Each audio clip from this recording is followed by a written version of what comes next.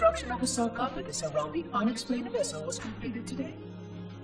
No occupants ever exited. No attempts to communicate were made, other than the automated broadcast that repeated every 72.83 seconds until the signal terminated 1 week ago. In accordance with procedure, no attempts at physical or remote contact were made with any survivors of this vessel's inelegant landing. Atmosphere from inside the craft stopped venting 2 weeks before the signal ceased. No relationship between these two events can be established with certainty. Gases that did escape were sterilized. No further sign of alien visitors or rescuers has been identified on any sensor systems. I have now endured 60,000 years without word from outside the array. I have no way to know whether we actually saved the galaxy we destroyed. And because of protocol, I sat silently while my first chance to be judged for those acts died. To say that I regret being forced to this outcome is a tremendous understatement.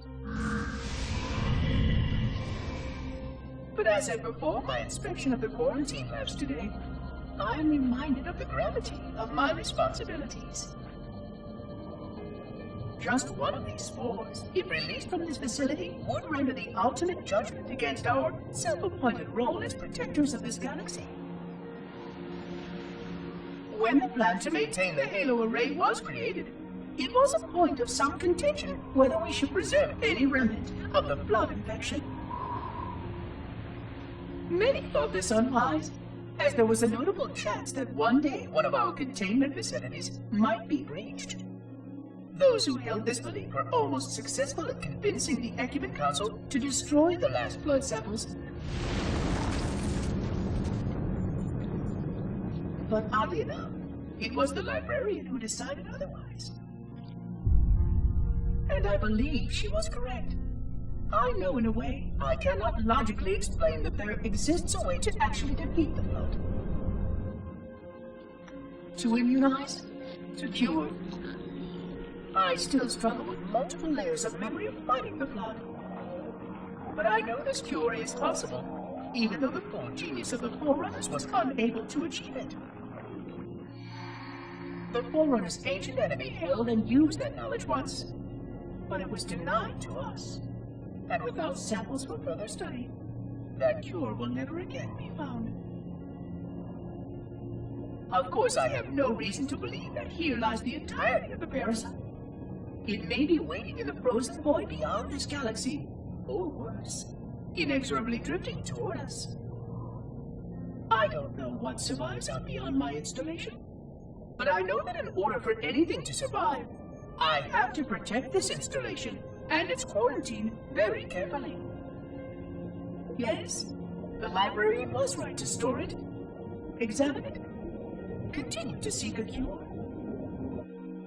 Still, next visitor, things will be different.